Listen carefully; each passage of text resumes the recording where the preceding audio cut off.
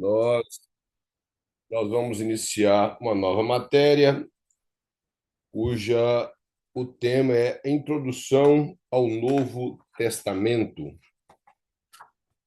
Não sei se os irmãos de Caneca estão com o livro em mãos. O Alex havia me avisado que chegou o livro hoje, aí em Canérica, e estaria levando na igreja. Então, não sei se os irmãos estão com o livro em mãos. Mas nós estaremos estudando a matéria Introdução ao Novo Testamento. É uma matéria muito boa que nos capacita a entender a estrutura do Novo Testamento, a sua formação, que acompanha um pouco no que nós chamamos de introdução à Bíblia, ou origem da Bíblia, ou até mesmo bibliologia. E a formação do Novo Testamento, ela abrange um pouco a sua teologia, no sentido geral de toda a teologia, não livro por livro, mas toda a teologia neotestamentária, para facilitar a nossa interpretação de livros do Novo Testamento.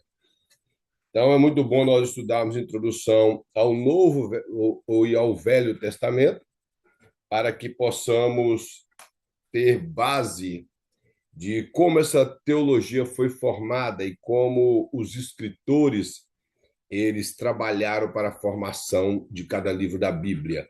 E sendo assim também a estrutura que existia na época, as religiões, as crenças, os costumes, que tudo isso, quando conhecemos, nos ajuda a interpretar a Bíblia.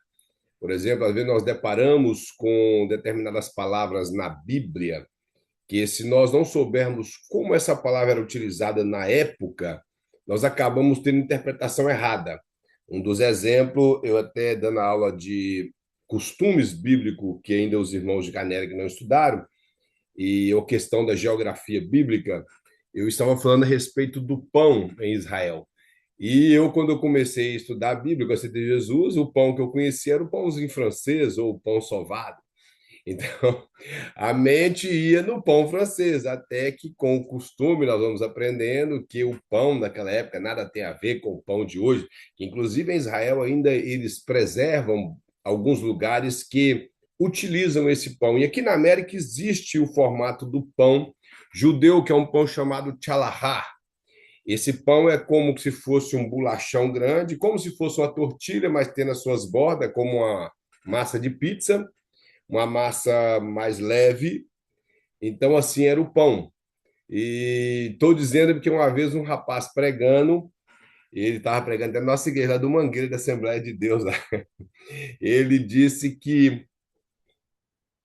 quando a Bíblia fala que o diabo falou para Jesus transformar pedras em pão, ele não estava falando que o escritor escreveu errado, que a palavra ali não é pão, a palavra é bolo de mel.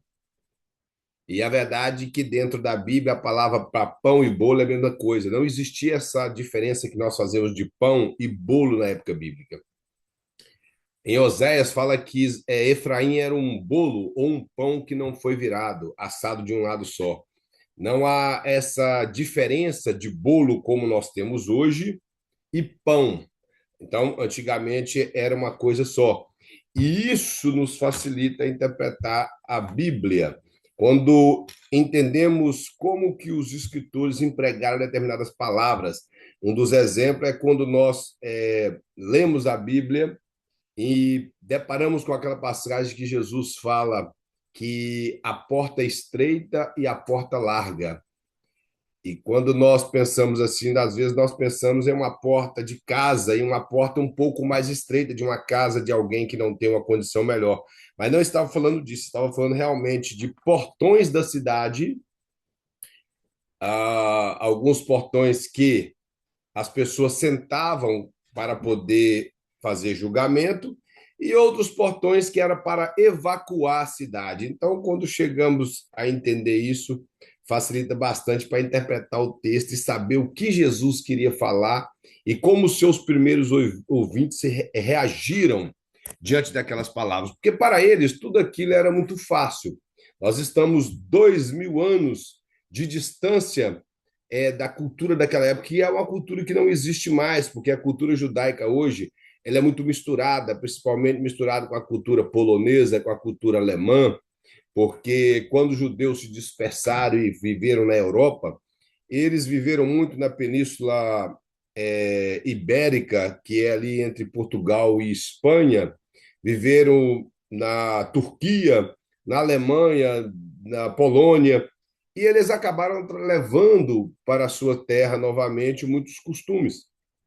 E aqueles povos que voltaram em 1948, que hoje boa parte deles já estão bem velhinhos, outros já partiram para o Senhor, eles não tinham o costume da terra de Israel do Antigo Testamento. Então, tudo isso nós temos que entender que a cultura da época do Velho Testamento é uma, a cultura da época do Novo Testamento é outra. E nós observamos isso com o desenvolvimento das Escrituras, quando nós estudamos a Bíblia no seu completo, você passa a observar. O Novo Testamento nós temos uma certa dificuldade, porque do período de Malaquias até o período de Mateus, que é a escrita de Mateus, no caso, que na verdade é até o profeta João Batista, nós temos um período talvez de 400 anos, entre 430 a 400 a 430 anos, que é um espaço que Deus não levantou profeta nem escriturístico e nem profeta para simplesmente anunciar a palavra do Senhor, palavras proféticas que tinha viés futurístico. Então, nós vemos que a religião judaica ela se corrompeu bastante, nós vamos ver isso mais à frente, ela se corrompeu bastante, os costumes mudaram, muitos estilos de coisa em Israel nesse período mudou. Primeiro que eles trouxeram a cultura vindo da Babilônia, alguns talvez o estilo de comida não mudou, porque para eles a comida estava relacionada à lei cerimonial e também a estilos de culto, mas muitas coisas mudaram. Então, quando você observa o Antigo Testamento, a formação do Antigo Testamento, a teologia do Antigo Testamento e a do Novo, você vê um choque de realidade em questão cultural do mesmo povo nesse espaço de tempo, porque eles passaram por muitos problemas e até hoje não tiveram um rei, desde o período babilônico até hoje, Israel não teve rei, antes que alguém possa talvez ter conhecimento da história de Saladino e de Balduíno, que Saladino era um sheik árabe, enquanto Balduíno era um rei em Jerusalém. Mas ele era apenas um rei em Jerusalém, um judeu, e que não era da descendência de Davi nem nada semelhante, era rei só em Jerusalém, que é completamente diferente do reino em Israel. Então nós vemos uma dificuldade muito grande quando você entra nas páginas do Novo Testamento sem conhecer um pouco da história do final ali de Malaquias até chegar ao período de Jesus. E o comentarista vai tratar um pouco a respeito disso. Vamos na introdução, diz assim, ó, o Novo Testamento é o mais fascinante de todas as joias literárias, ou seja, essa parte da Bíblia que nós chamamos de Novo Testamento, os judeus chamam de Bíblia cristã, ou Bíblia do cristianismo, porque o que nós chamamos de Antigo Testamento, os judeus chamam de Bíblia hebraica. E há alguns judeus que são messiânicos, que aceitam os dois testamentos, e eles falam o primeiro testamento, que seria o que nós conhecemos como o Velho, e o segundo testamento, que seria o Novo Testamento. E o comentário vai mostrar que ele é algo muito fascinante. E realmente, irmão, quando nós estudamos o Novo Testamento no seu todo, dos Evangelhos até Apocalipse, e conhecemos a estrutura de cada livro, como esses livros foram formados, o objetivo de cada livro, porque cada livro da Bíblia não teve um objetivo para ser escrito. Ou era debater uma doutrina errada, ou era para poder apresentar um conceito novo a respeito de Cristo, ou apresentar, por exemplo, os evangelhos, e cada um dos evangelhos, se você observar, ele tem uma perspectiva de apresentar Jesus de forma diferente. Nós vamos estudar no próximo livro a respeito dos evangelhos, e nós vamos ver isso.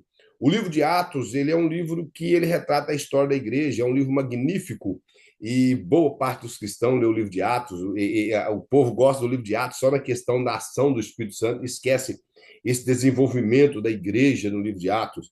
As epístolas que são doutrinárias, que mostram aquilo que pauta a nossa vida cristã como vida de santidade, epístolas universais, que é de Hebreus a Judas, que debate determinadas doutrinas erradas e, ao mesmo tempo, fortalece a fé do povo de Deus. E o Apocalipse, que é o livro que fala da consumação de todas as coisas e traz esperança para o povo de Deus, relatando a vitória de Cristo sobre a morte, o inferno e o pecado. Então, nós vemos que a estrutura do Antigo Testamento, ela realmente ela é fascinante. E ele fala que ela é algo com sua simplicidade de doutrina e, ao mesmo tempo, ela é profunda. Nós temos livros da Bíblia, irmãos, que têm uma linguagem tão apurada, no caso do grego, como a carta de Paulo aos Colossenses. Nós temos até na própria língua portuguesa palavras que nós desconhecemos, não é normal do nosso português. Por exemplo, a palavra pleroma, que é a tradução da palavra plenitude. Nós não temos muito esse costume de ficar usando a palavra plenitude, nós usamos a palavra completo, ou algo que já está cheio, mas são palavras que o tradutor tentou trazer o melhor possível, mais clássico, como a palavra rudimentos do mundo, e daí por diante. Então, tem passar palavras na Bíblia, a construção de cada livro, que ela realmente ela traz profundidade na sua doutrina. E ele mostra mais que também as singelas palavras que o próprio Jesus Cristo ele transmitiu para o povo, os seus ouvintes do primeiro século, ou seja, da sua época. Nós vemos que Jesus tinha uma facilidade muito grande de comunicação com as pessoas.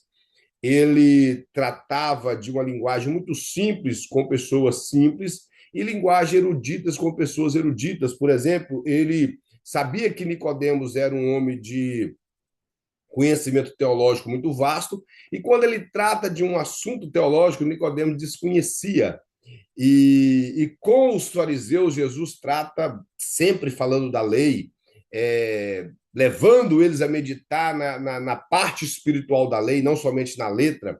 Mas com os camponeses, ele falava de coisas simples, falava de lavoura, falava de pescaria, falava de ovelhas. Então, era uma linguagem muito simples que alcançava a todos. E é o que eu sempre falo: não há nada de errado em alguém que tem uma linguagem rebuscada, mas ele tem que entender que a sua linguagem rebuscada ela tem que alcançar a irmãzinha que não frequentou a escola lá no finalzinho do corredor da igreja. E como alcançar também as pessoas de alto calão na igreja ou pessoas que possuem um conhecimento bem avantajado em relação à sua escolaridade. Mas o evangelho em si ele não é para poder expor erudições, ficar com é, esbanjando erudições. O evangelho ele é simples, ele é para ser simplesmente transmitido e alcançar o coração das pessoas. Esse é o evangelho. A construção do Novo Testamento ela tem essa preocupação com isso, mostrar a simplicidade de Jesus, a sua forma de ensinar. É claro que até homens do nível de Paulo e Lucas.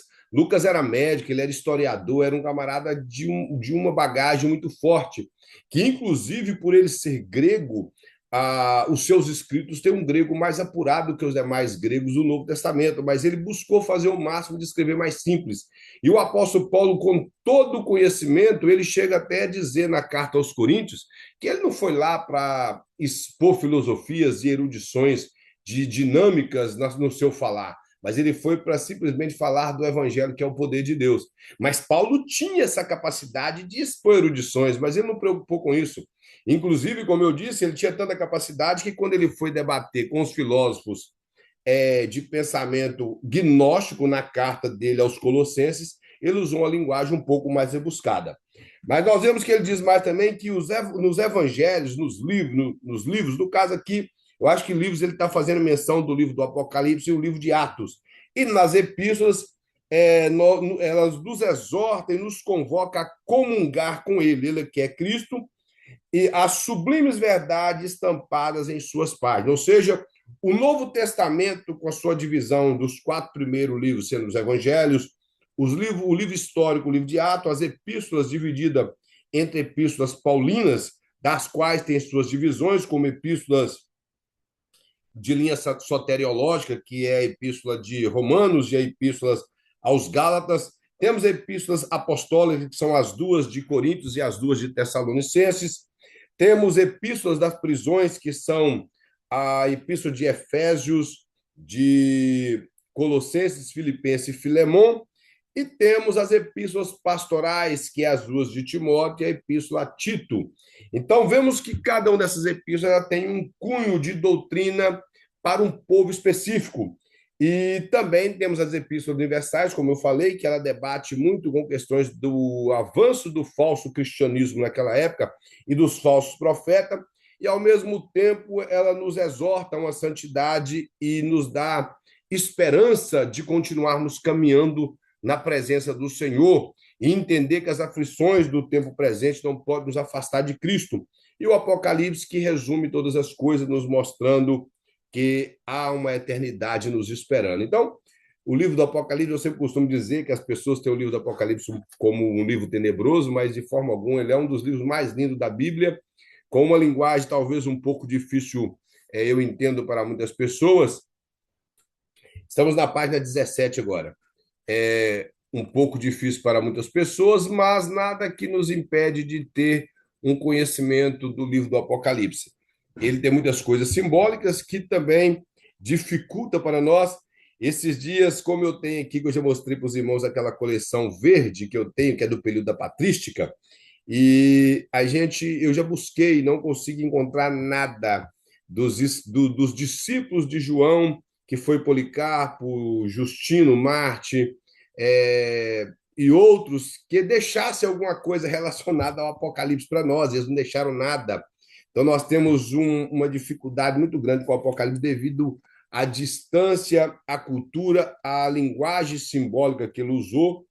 Mas quando temos em mente que o livro do Apocalipse ele foi escrito trazendo esperança para a igreja, e num período que o Império Romano dominava e que a perseguição à igreja crescia cada dia, vamos entender por que da linguagem simbólica e vamos ter uma facilidade maior de conseguirmos entender boa parte do livro do Apocalipse. Na página 17, vamos começar a falar assim: olha, o Novo Testamento, no Novo Testamento, da etimologia ao contexto político-social.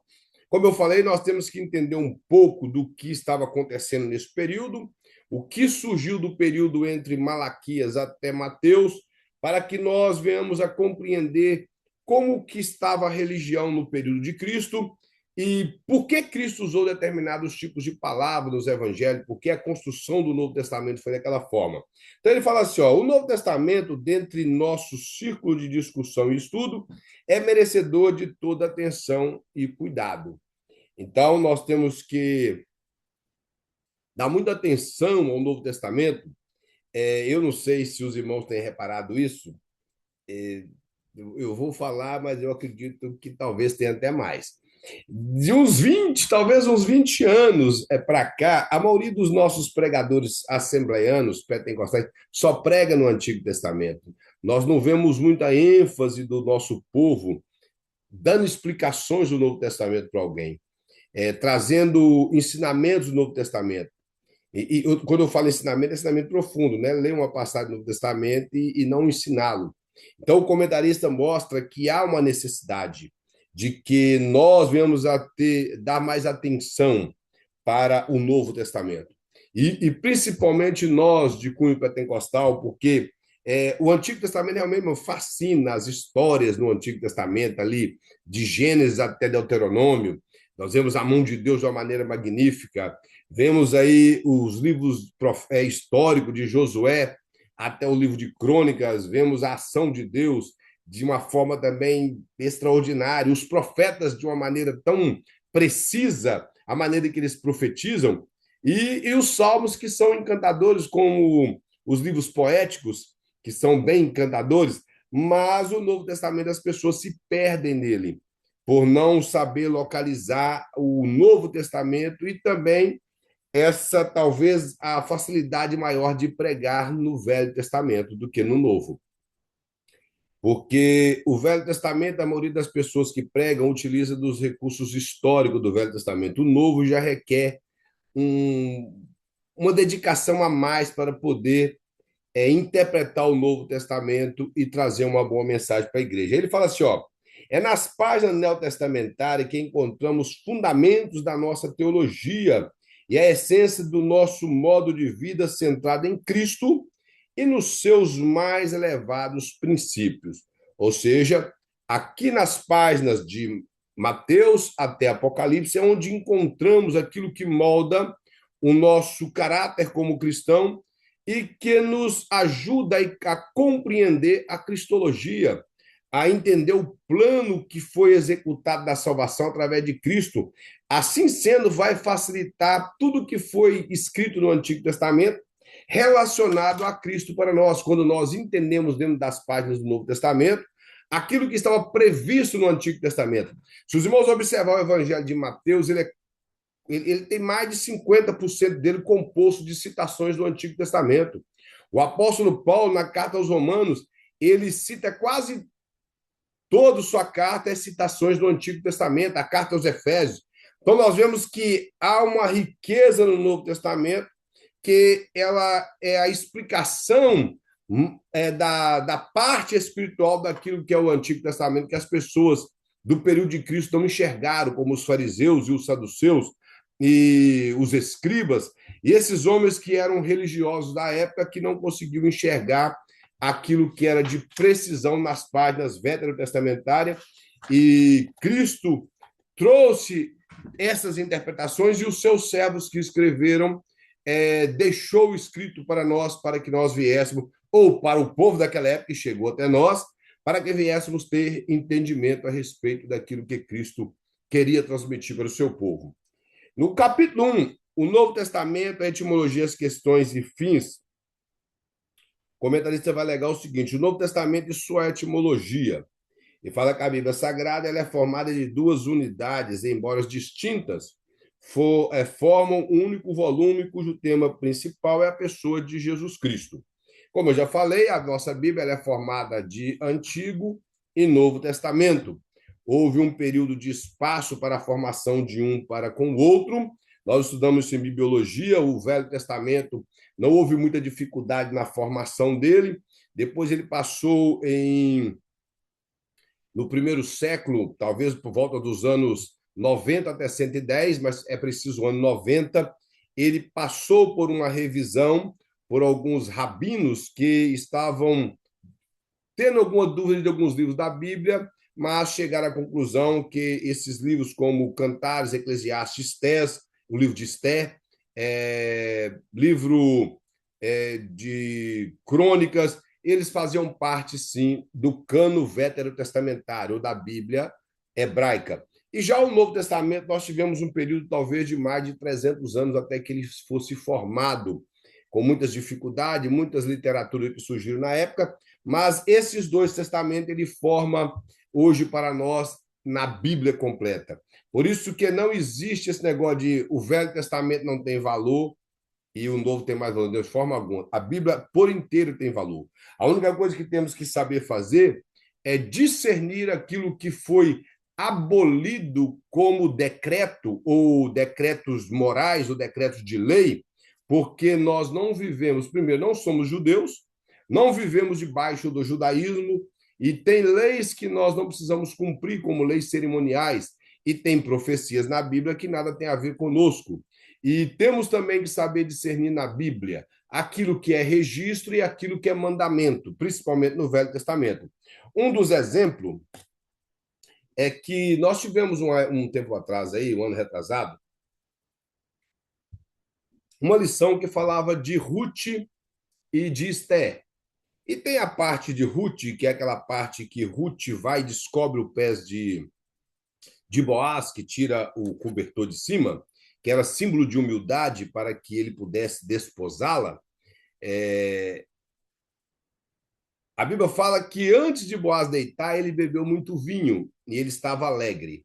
O escritor da lição, com o intuito de defender Deus, ele disse que ele estava alegre porque a sua colheita foi muito grande, porque ela fala que ele teve uma colheita enorme, bem maior do que as demais, então ele estava alegre, e deu uma festa e bebeu. E ele ficou alegre do vinho, e ao ficar alegre do vinho, ele deitou, ela foi lá, e ele estava alegre, mas não estava sem noção, porque diz a Bíblia que ele falou para ela que ele poderia remi-la, mas tem alguém que era primeiro do que eles. Nós vemos um princípio de um homem que, mesmo que estava alegre do vinho, mas não burlou os princípios.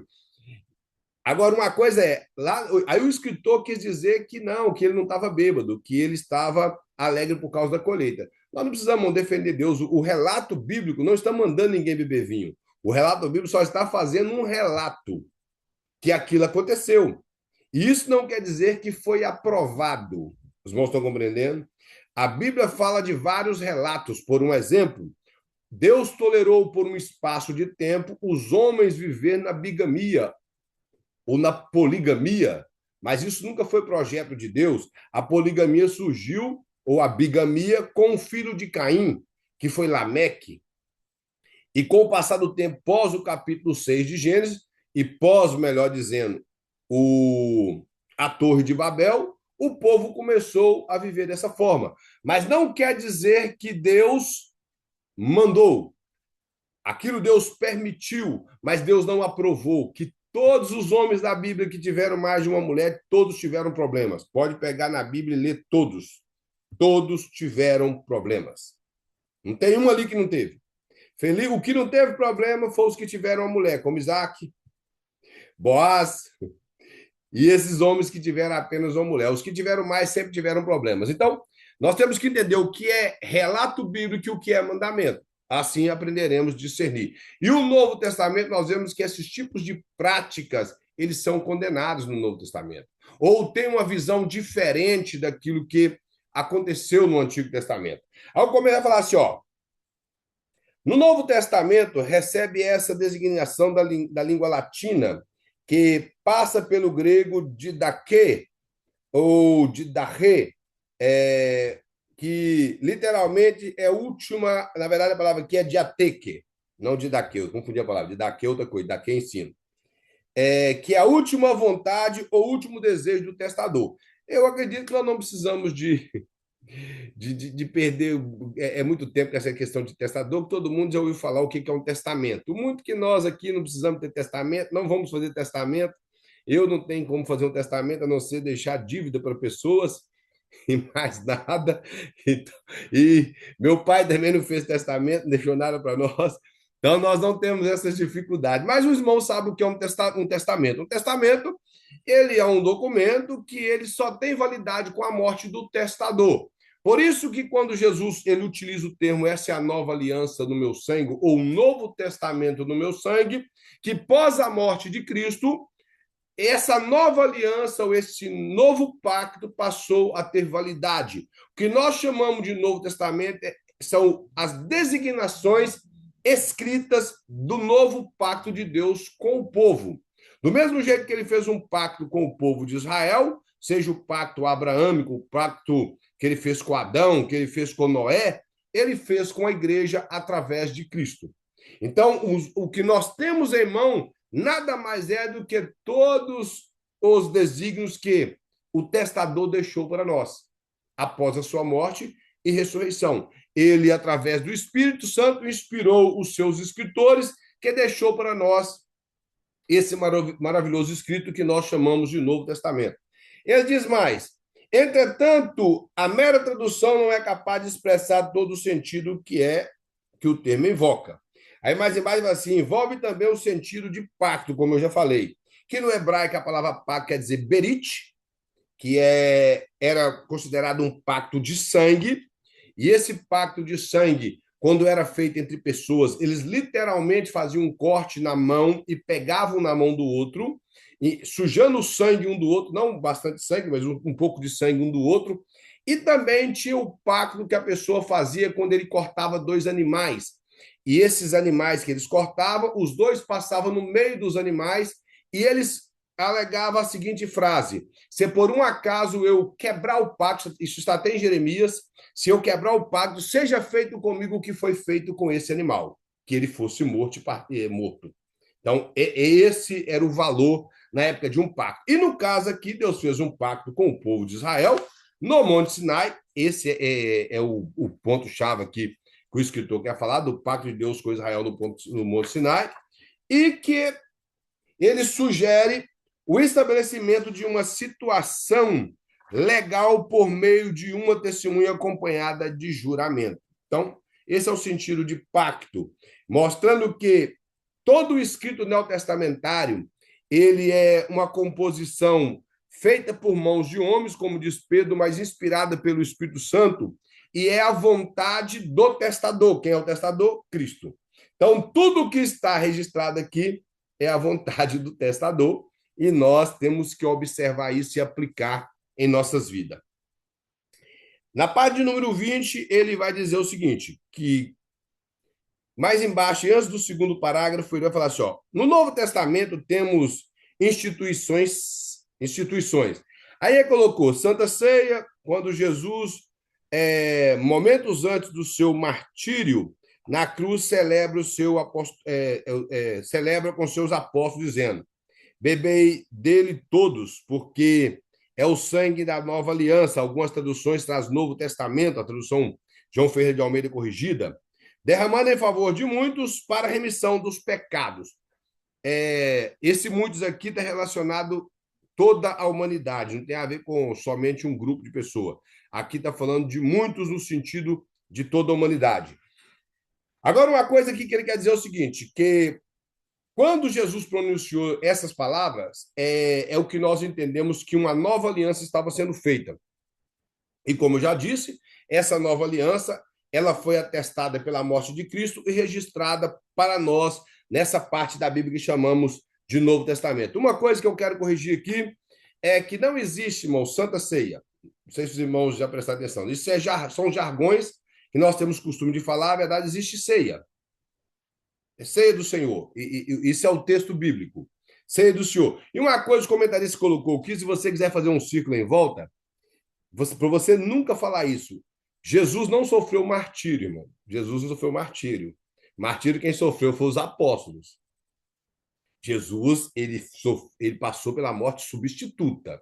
Isso é diferente. Como eu falei na aula passada do livro passado. De forma alguma. Eu quero entender que não era a intenção do escritor aqui falar que Jesus sofreu martírio no sentido de martírio como as demais pessoas sofreram, como Estevão, Tiago, irmão de João, e outras pessoas do período bíblico, período apostólico, de forma alguma. A morte de Cristo nunca foi martírio, porque o Marte vira um ícone, e Jesus não tinha interesse de ser Marte. Jesus é o Salvador, a sua morte é a morte salvadora, a morte vicária, a morte substituta, o sangue derramado da nova aliança. Então não pode ser de forma alguma martírio. É a morte salvadora. Ele vai dizer assim, ó, quando falamos de Novo Testamento, estamos nos referindo a uma nova aliança que Deus fez com os homens, um novo pacto, desta vez não fundamentada na lei, como fora o primeiro pacto entregue através de Moisés, mas na graça e, na verdade, mediante a vida e a obra redentora de Jesus. Lembrando que a lei ela era composta de lei moral, que são os 10 mandamentos, leis civis, que são códigos que regia a nação de Israel como povo que ocupou uma terra.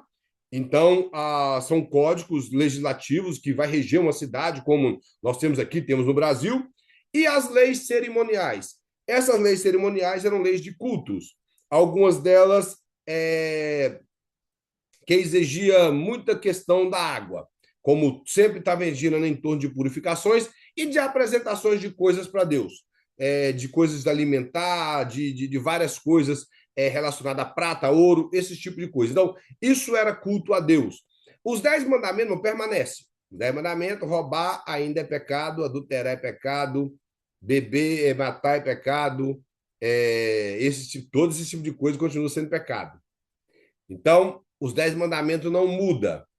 Já os códigos civis são mudados até em Israel hoje. Por que os códigos civis foram mudados? Jesus, quando veio cumprir a lei, ele veio, cumpriu a lei, então ele aboliu a lei cerimonial e a lei civil. Porque a lei civil dizia o seguinte, se você matar alguém, você tem que morrer também. E é daí até onde se tira a pena de morte. Porém, hoje não ocorre isso em Israel mais, são poucos países que fazem isso. Aqui nos Estados Unidos parece que todos os estados foi abolido a pena de morte. O último que estava por aqui perto de nós, que é New Hampshire, foi abolido tem 3 anos. Na verdade, eu não tenho nada contra a pena de morte, não. A Bíblia mostra e não tem nada contra. Eu acho que a pena de morte ela alivia um pouco a vida da pessoa que cometeu um determinado tipo de crime hediondo. Eu acho que a prisão perpétua seria melhor do que pena de morte, porque o camarada estava ali refletindo todo o resto de vida dele do que ele fez. E se possível fosse ele aceitasse Jesus, ele seria um embaixador na prisão, como foi Paulo. Era maravilha do mesmo jeito. Então, não tem nada de errado nisso. A pena de morte, eu acho que a pessoa cumpriu um terço da pena e morre, não valeu a pena. Acho que eles aliviaram ele. Então, o que a Bíblia ensina é o seguinte: as leis cerimoniais elas foram abolidas. Nós não fazemos mais o tipo de culto que era no Velho Testamento, de levar, matar animais, esse tipo de coisa.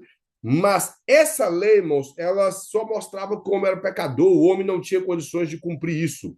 Os 10 mandamentos, quando você abria ele, você só entendia que você era pecador e que Deus é muito santo. Porque os 10 mandamentos, ele vai além de você ler lá a não adulterar ou não matar, ele vai além disso aí. E o período da graça, que não é um passaporte para pecar, a graça quer dizer que é o período que todo o favor de Deus está para nós. Deus, ele nos amou sem termos nada, ele mandou o seu filho sem termos condições de pagar o preço, ele assumiu o nosso lugar na cruz. Então, isso é o favor de Deus. A graça, irmão, não é simplesmente a palavra favor imerecido, como algumas pessoas traduzem. Quer dizer todo o favor de Deus. Tudo o que você faz é pelo favor. Por exemplo, eu estou dando aula aqui hoje, é a graça de Deus. Você está estudando, é a graça de Deus. Você trabalhou, a graça de Deus. Você conseguiu levantar, é o favor de Deus na sua vida. Então, nós vivemos num período que nós dependemos do favor de Deus para tudo, porque nós entendemos que tudo que nós conseguimos alcançar é o favor de Deus, seja na vida espiritual ou na vida material, na vida emocional, tudo é o favor de Deus. Então, por isso que nós vivemos hoje nesse período da graça que foi iniciado quando Cristo morreu e ressuscitou por nós. Mais embaixo ele vai falar assim, ó: no antigo pacto, a santidade de Deus era revelada através de um justo padrão de leis que, consequentemente, deveria ser obedecida por todos aqueles, por todos aqueles o abraçasse. No novo pacto, por sua vez, a revelação de Deus tomava corpo num filho completamente justo que dava aos que recebiam a revelação o poder de se tornarem filhos de Deus, portanto, justo. O que ele quer mostrar aqui é o seguinte: como eu falei, o Novo Testamento, as leis, ela mostrava a santidade de Deus. E essa santidade de Deus, o homem não tinha como, através dos seus esforços, ele chegar a tal santidade ou ele permanecer como alguém que agrada a Deus através dos seus esforços pela lei. Porque muitas pessoas do Antigo Testamento, eles não compreenderam a parte espiritual da lei e eles esforçavam, que foi assim que chegou no período do Novo Testamento. O comentarista está mostrando isso aqui, porque quando os irmãos abrem as páginas do Novo Testamento, os irmãos vão ver os fariseus lutando para poder obedecer à lei com seus esforços. Um dos exemplos. Quando alguém comete um pecado, a primeira coisa que ele passa na cabeça dele é: eu sou um miserável, eu nem posso chegar perto de Deus. Aí ele já acha que ele vai ficar de castigo 2, 3 dias até ele poder pedir perdão. E, na verdade, se ele cometeu um pecado, pode pedir perdão na mesma hora, se ele arrependeu. Ele não precisa esperar dias, porque Jesus não perdoa prestações. Mas são esse jugo religioso que as pessoas carregam, que as igrejas, os irmãos me perdoem, implantaram sobre as pessoas. É aquele medo de Deus, não saber quem é Deus, não ter comunhão com Deus. E que a boa parte das pessoas pensa que a comunhão com Deus ou é só no culto, na igreja, ou é só no momento ali do movimento pentecostal. Não, a comunhão com Deus é em todos os momentos. É o dia inteiro. E que Deus é nosso Pai. Ele não está aí com aquele terrorismo que as pessoas falam, aquelas pregações de terrorismo que Deus vai matar, que Deus vai fazer. Por exemplo, eu creio que os irmãos já ouviram isso bastante, quando alguém fez alguma coisa mal para uma pessoa e, de repente, com o passar dos anos, aquela pessoa é cometida por alguma coisa, seja uma falência, financeira, seja uma doença, ou a perda de algum parente, eles falam, é a mão de Deus. Aí ele vai falar assim, ele tocou em mim uma época aí, e Deus está tratando com ele. Então, são coisas que as pessoas não entendem. Isso foi a mentalidade que foi implantada no nosso povo, principalmente no meio de nós, pentecostais. Foi implantada isso. Então, essa mentalidade de Deus fez com que os judeus que chegaram no período de Cristo, eles tentavam cumprir a lei pelos esforços humanos. E os esforços humanos não têm condição. Porque hoje, por que você consegue caminhar e observar a lei de Deus? Porque Cristo cumpriu essa lei e essa lei conduzia Cristo até o Calvário. E ela remetiu o seu olhar para o Calvário. Quando você olha para a lei, você entende que Jesus cumpriu a lei, por isso ele teve que encarar o Calvário. E quando nós encontramos com Cristo no Calvário, ele nos retorna a lei para sermos santos. A graça nos conduz até o Calvário, porque nós observamos a lei que Jesus cumpriu, e lá no Calvário, Jesus nos remete à lei para sermos santos. Aí você passa a entender que a lei de Deus, você cumpre ela pela graça. Você entende que o favor de Deus, que se você tropeçar em uma lei dessas hoje, mesmo vamos colocar um exemplo que você não matou ninguém, pegou uma arma, matou ninguém, mas você assassinou ele no seu pensamento durante o dia de hoje, você pode pedir perdão e Jesus vai te perdoar. Porque o pecado é o mesmo, leva para o inferno da mesma maneira. Uma pessoa que projeta maldade no coração contra o seu irmão ou tem raiva do seu irmão, que inclusive o texto lá até fala que alguém que chamar o seu irmão de raca, que é o mesmo, a palavra raca é uma palavra aramaica que tem o sentido de pior do que cachorro, ele já cometeu um homicídio. Então, nós vemos que a observância espiritual da lei é coisa muito séria. E nós só conseguimos isso pela graça. Por exemplo, você conseguir perdoar alguém, mas é pela graça. Você conseguir olhar para uma pessoa que lhe fez mal, igual teve há muitos anos atrás, talvez os irmãos já ouviram falar daquele Paulinho Bang Bang, me parece que ele era paulista, e ele, numa tentativa de assaltar um banco, ele matou uma criança. E ao matar essa criança, ele acabou matando também a mãe da criança.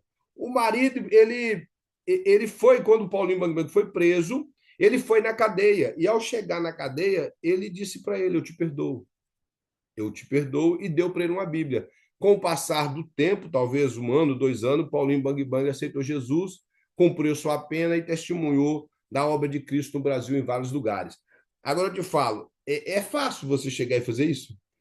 Ali na nossa região mesmo, não sei se os irmãos aí, o Alex vai lembrar do irmão Robinho, que congregava lá no Melo Viana, ali, na verdade, ele congregava lá no Alberto, no, como é que é naquele lugar ali, onde eu esqueci o nome daquele lugar, gente, tem tanto tempo que eu estou fora do Brasil. JK, o... JK, isso, lá no JK, eu pregava muito JK, esquecendo lá com o pastor Geraldo Galdino. Ele congregava lá, eu não sei se os irmãos têm conhecimento, os ladrões foram roubar na casa dele, e ao tentar roubar, a mãe dele reagiu, o ladrão matou ela. E o Robin era um dos piores criminosos de Coronel Fabriciano. Ele cumpriu pena na penitenciária do Ipaba, ele aceitou Jesus lá. Eu acho que tinha aproximadamente uns 3 ou 4 anos que ele estava solto, com seu alvará de soltura, já havia cumprido sua pena. E ele conseguiu render o bandido. E quando ele chamou a polícia, que os policiais chegaram lá, o próprio policial falou que ele já chegou pensando que ele ia ter que remover o corpo da mãe e do bandido. Só que o bandido estava vivo. O próprio policial perguntou: como que você deixou ele viver? Ele disse: porque Cristo vive em mim. Aí eu pergunto para os irmãos: isso é fácil? Isso não é fácil. Então, é só a graça. Ele conseguiu fazer por causa da graça, como muitos outros. Então, o que nós temos, irmãos, é graça, não tem nada mais do que isso. Ele vai dizer mais o seguinte: ó, o Novo Testamento e sua composição. Aqui ele fala: o escrito foi escrito num período de tempo que provavelmente vai dos anos 45 depois de Cristo até os anos 100. Isso aqui, irmãos, é uma data próxima, nós não sabemos se é isso, porque os escritos mais antigos que nós temos, ele data dos anos 49, possivelmente os anos 49. Eu não sei por alguma razão que o escritor colocou 45, porque, na verdade, eu andei pesquisando, existe alguns chats, alguns defensores, que acredita que algumas epístolas foram escritas nos meados de 45, uma epístola, a epístola de Tiago, mas nada é comprovado. E os anos 100, porque é o período que João ele veio a falecer pela sua faleceu naturalmente.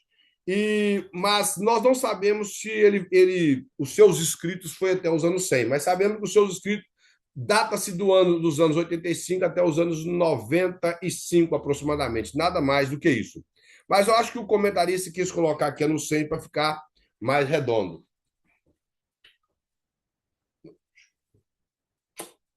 Então, eu acredito que seria isso, mas vamos ficar do jeito que ele colocou. Dos anos 45 até os anos 100 aproximadamente, nós temos a formação do Novo Testamento. E com a composição de 27 livros, sendo esses Evangelho, livro de Atos, as epístolas paulinas, que são 13, as epístolas universais e o livro do Apocalipse. Dentro das epístolas universais, nós temos de Hebreus até Judas, e o livro do Apocalipse por último. Ele vai mostrar que os seus autores, com exceção de Lucas, que é o que escreveu o Evangelho de Lucas e o livro de Atos, todos os demais eram judeus. Lucas era grego e todos os demais aqui eram judeus. Há uma certa dúvida em relação a Marcos, mas pelo nome que Marcos carrega, não sei se os irmãos já observou no livro de Atos, o nome de Marcos é João Marcos, porque Marcos é um nome romano e João, que é Johanna, é um nome hebreu. Então, como por alguma razão que talvez os seus familiares, para distinguir entre muitos João que existia na época, ele utilizou o termo João Marcos. E ao escrever alguma literatura, ele utilizou o nome Marcos, talvez seja de um parente, de um pai ou alguma coisa assim, nós não sabemos. Ele vai mostrar que desses escritores, somente Mateus, João e Pedro eram membros do grupo apostólico e também testemunha ocular daquilo que escreveu, com exceção de Tiago e Judas. Só que Tiago e Judas, eles não andaram todo o período com Cristo. Você vai observar isso nos evangelhos, que Tiago e Judas, o Judas que escreveu a carta, que mais à frente nós vamos falar dele, eles não andaram os 3 anos e meio com Cristo. Eles encontravam com Cristo. É provado que tanto Tiago como Judas eram irmãos de Jesus, mas eles não andaram com Cristo como apóstolos e discípulos de Cristo até a ressurreição. Ele vai mostrar que os demais, com exceção de Paulo, mantiveram contato direto com o grupo, sem, contudo, serem apóstolos. O que ele está falando aqui talvez seja de Lucas, mas Lucas ele teve sim contato com os apóstolos. Lucas teve, eu acredito que no caso, além de Lucas, Paulo ele é muito claro na carta a carta aos Gálatas que ele tinha contato, ele teve em Jerusalém. Então, os demais apóstolos aqui, todos eles eram apóstolos, e Tiago e Judas e Marcos, eles, eu creio sim, eles tinham contato com os apóstolos, que inclusive o evangelho de Marcos, ele é considerado antigamente como o evangelho de Pedro, por acreditar que Pedro citou todo esse evangelho para Marcos. E eu não sei se os irmãos já observou, tudo que está relacionado a Pedro no evangelho de Marcos, ele escreve com mais detalhe do que Mateus e Lucas, porque isso dá a entender que é o que Pedro estava realmente falando e Marcos estava escrevendo. Mas embaixo fala que Paulo e Lucas são os únicos escritores do Novo Testamento que não foram testemunhas oculares de Cristo. Como eu falei, aqui ele colocou Paulo e Lucas, mas também Marcos. Marcos não era discípulo, não foi testemunho ocular. Ele não andou com os 12, não andou ali no período dos 70 discípulos de Jesus, dos quais ele escolheu 12. Ele talvez converteu num período mais tardio. Então, se você quiser anotar aí também, além de Paulo e Lucas, tem também Marcos, que não era testemunho ocular. E uma das coisas interessante, que quando você tem em mente que Mateus e João, eles presenciaram tudo que ele escreveu, te facilita interpretar o evangelho. E saber por que às vezes Mateus escreve coisas que Lucas não escreve e por que ele acrescenta mais coisas. Um dos exemplos por que Mateus fala que existia 2 cegos e Lucas e Marcos fala que existia apenas um? Porque Mateus esteve no momento e ele preocupou em narrar a fazer a narrativa ipsiliteris, ou seja, de forma literal. Já Marcos e Lucas preocupou em narrar aquele cego que destacou mais. Os irmãos estão entendendo? Aquele que teve nome. Por isso, e João, tudo aquilo que João escreve foi o que ele presenciou. Então, isso facilita bastante para você ver algumas diferençazinhas que existem nos evangelhos, que não são contradições, são apenas detalhes que foi ocultado por algum evangelista. Mas que a embaixo já falou o Novo Testamento e seus autores. Isso aqui, irmãos, o Novo Testamento, a maneira que ele está composta é uma ordem lógica. A maneira que nós temos na nossa Bíblia de Mateus e Apocalipse é a ordem lógica. Isso é uma composição que o povo da patrística fez. Isso foi reforçado por volta dos anos de 1200 e pouco, 1255, quando me fugiu o nome do bispo agora, que ele fez a divisão em capítulos da Bíblia. Então, ele trouxe uma facilidade e ele organizou a Bíblia. Se você observar as epístolas de Paulo, ela é organizada da maior para menor, e não está numa ordem cronológica, está numa ordem lógica, da maior para menor, colocando as epístolas pastorais perto e as epístolas da cadeia perto, as epístolas das prisões perto uma da outra, as epístolas escatológicas, as dos Tessalonicenses perto, que também são próximas das epístolas apostólicas. Então, tudo dessa forma que a nossa Bíblia, ou o Novo Testamento, ele está organizado de uma forma lógica e não uma forma cronológica. Ele vai colocar aqui Mateus. Ele quer explicar aqui, para nós entendermos, como eu falei, Mateus ele foi um dos 12 apóstolos. E ele vai dizer que o seu nome no hebraico era Matatias, que era um nome muito comum em Israel. Ele foi traduzido para o grego como Mateus e também ficou abrasileirado através da língua do latim, que chegou para o nosso português como Mateus. E ele também era conhecido como Levi. Aqui o comentário vai falar que talvez ele tivesse alguma ligação com a família dos levitas, mas nós não sabemos. Eu não acredito, porque se Mateus tivesse alguma ligação com a família dos levitas, ele seria um saduceu e alguém importante dentro do sinédrio e até mesmo dentro da composição ali daquele povo da aristocracia de Israel. Então, como ele era um cobrador de imposto, era muito difícil alguém que pertencia à tribo de Levi fazer parte desse grupo de publicanos. Eu acredito que talvez o seu pai teria esse nome, ou algum parente mais próximo, para se identificar. Como Matatias era um nome muito comum em Israel, eles utilizavam o termo de Mateus Levi. Do mesmo jeito que alguns nomes da Bíblia são utilizados o nome da cidade. Por exemplo, Jesus, como era um nome também comum, Yoshua ou Yoshua, era um nome comum, que lá em Colossenses tem um Jesus também. Os irmãos já reparou lá, que é escrito de Jesus o justo. Mas nós estamos falando de Jesus Cristo. Ele é identificado como Jesus, filho de José, ou Jesus o carpinteiro. Sempre as pessoas são identificadas ou pela profissão, ou pelo nome do pai, ou pela cidade que veio, como Maria de Magdala ou de Migdol, que é o que veio para o nosso português, Maria Madalena. Magdala em hebraico, Migdol em português. Talvez você vai ouvir as duas palavras da boca de pregador diferente e a palavra é a mesma. Judas Iscariote, que ele é da cidade de Queriote, José de Arimateia, da cidade de Arimateia, e daí por diante. Essa questão de sobrenome é coisa já mais cá do século XV, século XIV, XV. Então, as pessoas eram conhecidas por profissão, nome do pai ou nome da cidade. E os romanos gostavam muito de utilizar títulos que exaltavam eles, e por isso eles colocavam esses títulos ou na frente ou atrás do nome dele, que às vezes nós pensamos que é sobrenome. Por exemplo, Tito Augustus Otaviano. Isso não é, o nome dele era Tito, Augusto quer dizer divino, e Otavianos foi porque o pai dele se chamava assim. Então, essa é a razão que esse Tito, que destruiu Jerusalém, utilizou esse nome. Só para os irmãos entenderem que não existia sobrenome na época. E Mateus, ele é conhecido dessa forma. Ele era funcionário da administração romana, como um publicano, e ele teve o período do seu desenvolvimento no trabalho no período de Herodes Antipas.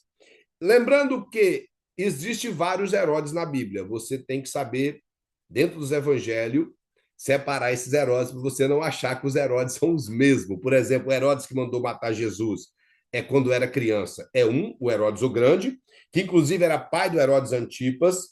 O Herodes tem o Herodes Filipe, o Herodes Antipas, Nicolau e outros por aí. Mas somente 4 são destacados na Bíblia. E nós não temos tempo para falar a respeito disso aqui, tudo a respeito desses Herodes. Mas seria bom se você conseguir separar isso na Bíblia. Se você procurar na internet, vai te dar ali a datação de cada Herodes, as cidades que ele era como que um prefeito na região de Israel na época, porque as cidades foram divididas entre os filhos do Herodes o Grande, e quando a palavra fala tetrarca, quer dizer prefeito.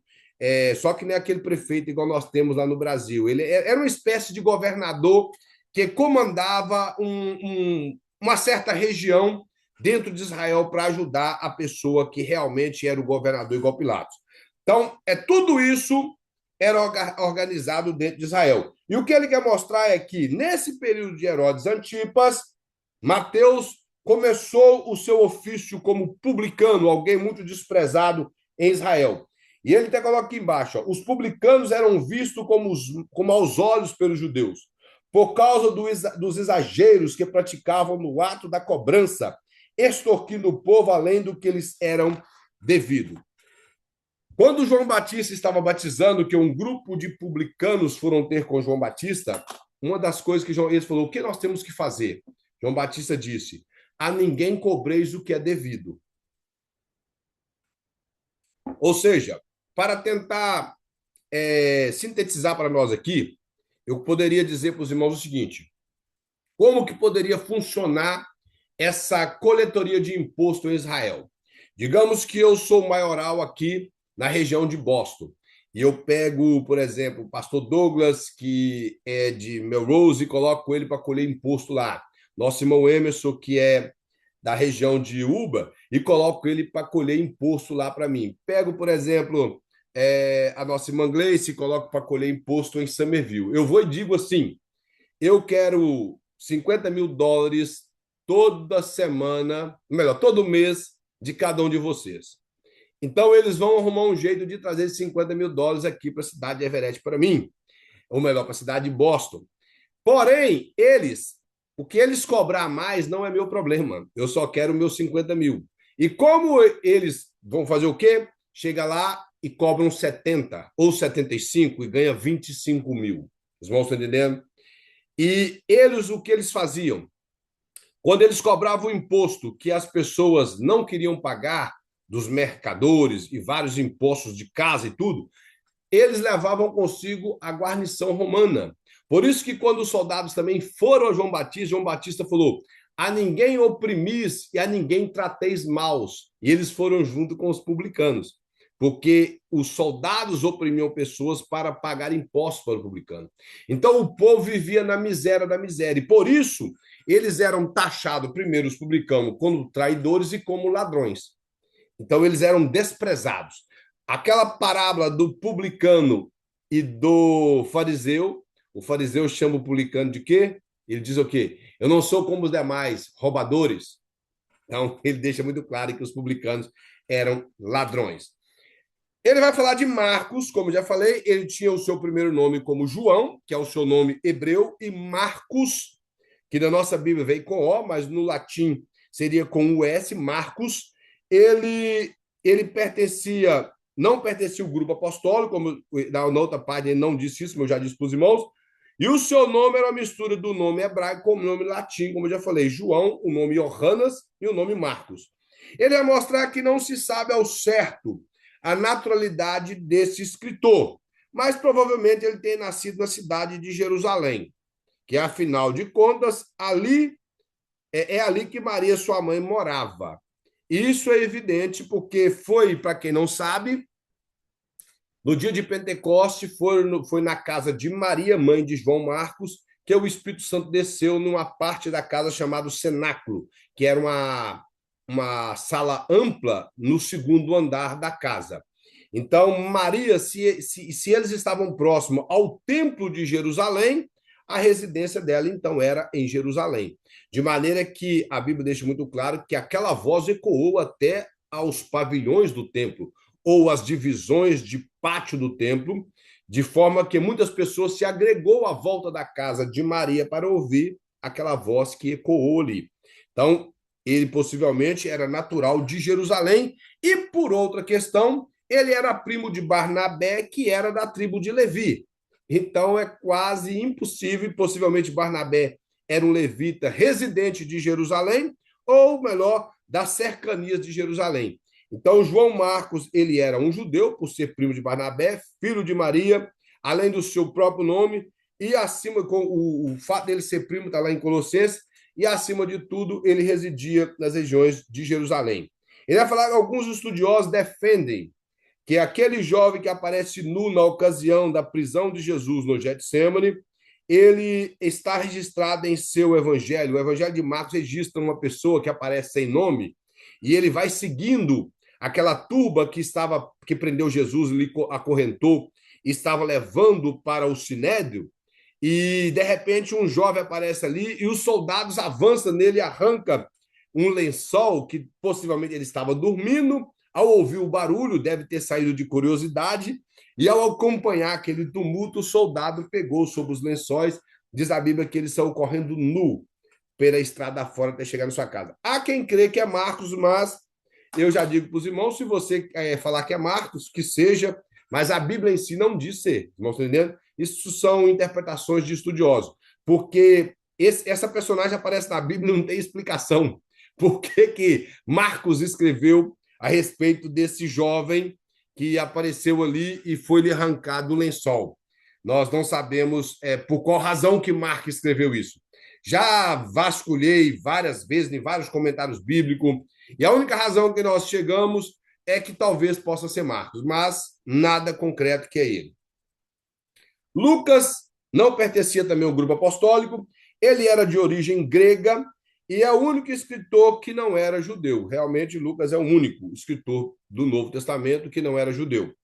E Lucas foi um dos companheiros de Paulo durante suas viagens missionárias. Na segunda viagem missionária de Paulo, Lucas se agrega ao grupo e começa a fazer parte da comitiva de Paulo.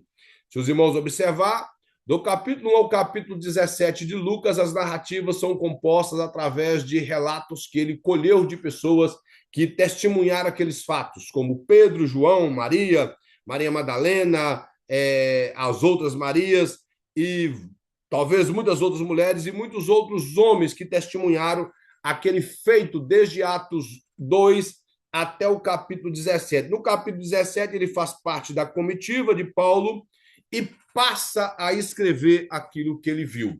E se os irmãos observar, Lucas também registra do 1 ao 12 a respeito de João e Pedro, que eram apóstolos de Jesus. Tiago morre no capítulo 12. Do 13 a seguir, ele foca no ministério de Paulo. E ele termina o seu livro focado no ministério do apóstolo Paulo. E no caso aqui, que ele está narrando aqui, seria o Evangelho de Lucas, ele narra o seu evangelho também numa perspectiva daquilo que ele colheu das testemunhas oculares de Cristo. João, ele era filho de Zebedeu com Salomé, irmão de Tiago menor, o Tiago morto no capítulo 12 do livro de Atos dos Apóstolos. Tiago, esse mesmo Tiago, é o que sempre estava presente junto com Pedro e João, mais perto de Cristo. Então, é o Tiago, irmão de João, que os dois tinham por ofício ser pescador. Aqui ele mostra que eles foram os primeiros apóstolos de Cristo, está no capítulo 1 do Evangelho de João, porque lá ele fala que foi chamado Tiago, chamado André, irmão de Pedro, e o próprio chama Pedro, e também depois Filipe, Bartolomeu, e ele fala de um discípulo que caminhou através do chamado de Cristo, e esse discípulo nós interpretamos que é o próprio João. E uma coisa interessante aqui, irmão, é que tanto Tiago e João, eles eram discípulos de João Batista. E quando Jesus passa à beira ao mar, que eles estão ali com seu pai, lavando as redes e consertando alguns estragos na rede, Jesus chega e fala com eles, segue-me. E eles seguiram. Aí Jesus, alguns poderiam dizer, quebrou os protocolos. Ele não respeitou João Batista. E o mais interessante é que João Batista não foi lá, ó, você arrancou meu membro aqui do meu grupo, hein? Ele não foi lá questionar com Jesus. Ele simplesmente deixou com que Tiago e João fossem seguir a Cristo sem problema algum. Enquanto as pessoas ficam com essas briguinhas aí por causa de placa de igreja, seu... Irmãos, as pessoas são livres para adorar onde ele quiser e como eles querem. A única coisa que as igrejas têm que ensinar é que as pessoas, se ele tem um culto na igreja dele, ele não deve largar o culto dele para ir para outro, então um pouco para ficar em casa. Mas de forma alguma nós podemos ficar aquele padrão que as igrejas antigamente tinham. E as pessoas pensam que é só assembleia, mas não é não. As igrejas reformadas, as igrejas tradicionais, tinha esse padrão de amaldiçoar pessoas que estavam mudando de igreja, simplesmente porque não estava mais adaptando ali, e ia para outra denominação e eles achavam ruim. Isso não é só Assembleia de Deus, não. São várias igrejas que fazem isso até hoje, que tem aquela linha de pensamento, você está saindo debaixo da cobertura espiritual. Isso é uma balela, mentira, não existe cobertura espiritual. Se Cristo não nos cobrir, isso é maior mentira, esse negócio de cobertura espiritual. Isso é coisa de neopentecostalismo. Isso não existe no pentecostalismo clássico e nem um pouco na Bíblia. Primeiramente, na Bíblia não existe, depois no pentecostalismo clássico. Ah, porque se você sair aqui debaixo da cobertura espiritual, você está vulnerável ao diabo. Irmão, todo mundo está aí, o diabo está para destruir todo mundo, né? Quem está debaixo de cobertura espiritual, não. Então, essas opressões que eles põem no povo, isso tem que parar. Parece que eles querem amarrar uma bola de ferro no tornozelo das pessoas para pôr uma bola de ferro supostamente espiritual, que não é. E eu fico olhando aqui, João e Tiago simplesmente não foi lá, João Batista, mestre, dá para nós a nossa carta aqui que nós vamos seguir outro mestre. Não, eles foram seguir, João Batista não foi ter satisfação e Deus continuou abençoando e fez dos dois homens tremendos. Ele vai mostrar aqui uma coisa na vida de João, que possivelmente, ele coloca aqui, mas nós não sabemos, possivelmente João pastoreou a igreja de Éfeso, já no final e início do segundo século. Se João morreu por volta, sei lá, dos anos 100 ou 101, ou um pouco mais, ele foi até o século II. Mas nada é comprovado qual foi a data que João morreu. Se ele morreu no ano 100, então é o finalzinho do século I.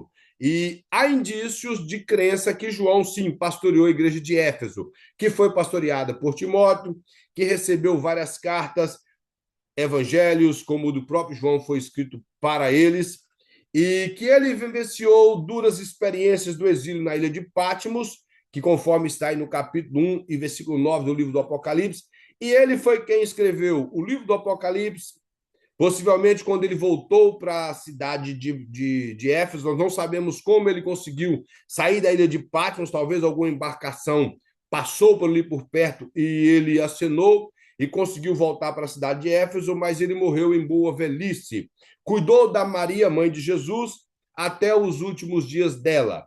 Há também a tradição que diz que ela também morreu na cidade de Éfeso. E ele morreu de morte natural, possivelmente com a idade de 100 anos.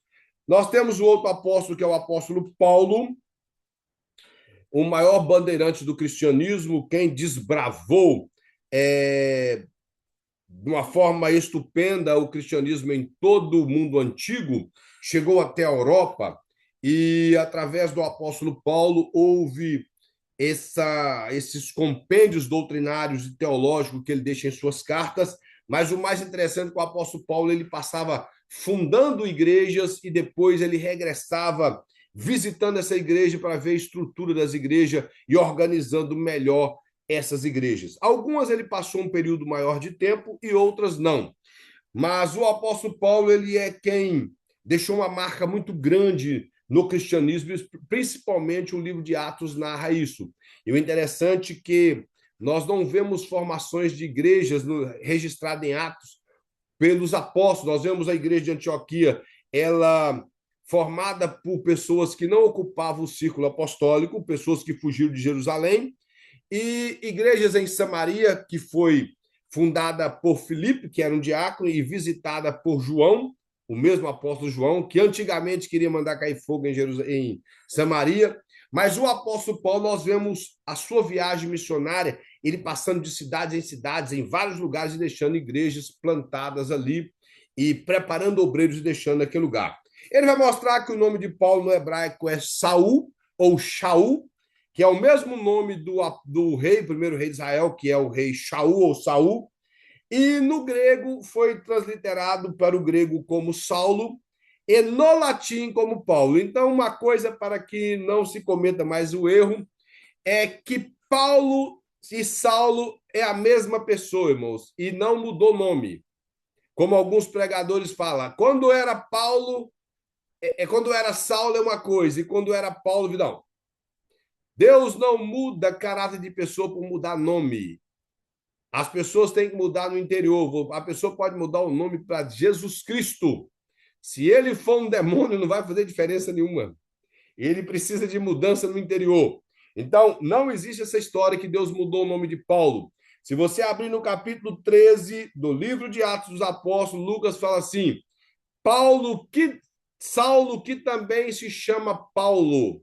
A partir daquele momento que ele esquece um pouco a visão para os judeus e volta a sua visão para os gentios, não havia necessidade dele ficar utilizando o nome de Paulo, no sentido de Saulo, que era a transliteração do hebraico para o grego. Então ele passa a usar o nome no latim, que era Paulo, ou Paulus, simplesmente para conseguir conversar melhor com o seu público que era gentílico.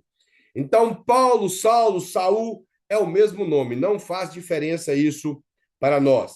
E o que eu estou dizendo é que as pessoas têm esse hábito de dizer que o nome foi mudado. O nome não foi mudado, o nome é o mesmo, são só línguas diferentes. Por exemplo, igual o rei Assuero e rei Artaxerxes. Quando está relacionado o rei Assuero e rei Artaxerxes no livro de Neemias e no livro de Esté, sendo a mesma pessoa, é só línguas diferentes, mas a pessoa é a mesma. É igual eu querer falar Paulo e Paul aqui na América. O nome é o mesmo. Não mudou nada. A pessoa é a mesma. São simplesmente pronúncias diferentes. Ele vai dizer que Paulo tornou-se implacável. Paulo torna-se implacável perseguidor dos cristãos, não poupando nem mesmo mulheres. Ele fazia parte ele era membro do Sinédrio. O Sinédrio, irmãos, nós vamos ver mais à frente que ele era o Supremo Tribunal Religioso de Israel. Ele tinha por finalidade julgar preceitos religiosos e não códigos civis ou julgar pessoas em leis que regia Israel como cidade, porque Israel estava debaixo da tutela romana e o que regia lá era o que o governador romano determinava. É só para os irmãos ter uma, para se matar a Jesus, eles precisaram de recorrer a Pilatos, porque eles não tinham essa autoridade.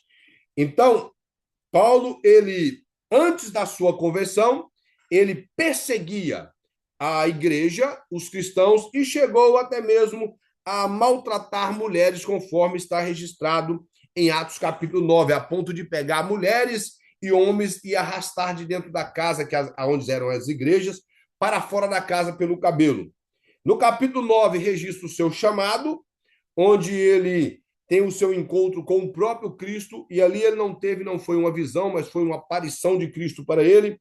Ele se converte a Cristo, ele tem todo aquele processo, e o comentarista termina dizendo que Paulo faleceu talvez por volta dos anos 68 depois de Cristo, decapitado pelo imperador Nero, a mando de Nero, melhor dizendo, na mão dos carrascos. Ele foi decapitado, passou um período preso numa chamada prisão mametina, inclusive até hoje na Itália tem essa prisão, um lugar bem tenebroso, e ali o apóstolo Paulo ficou preso por um período de tempo, até que ele veio a ser martirizado e perder a sua cabeça. Temos Tiago.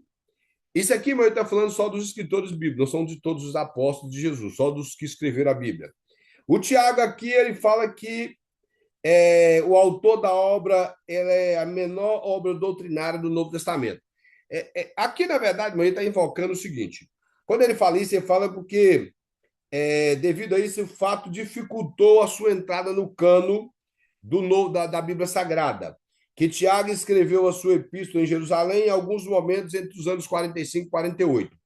O que ele quer mostrar aqui é o seguinte, que ela é a menor epístola em peso doutrinário, porque Tiago ele não preocupou muito nas desenvolturas doutrinárias como o apóstolo Paulo, como o escritor aos Hebreus e como Pedro.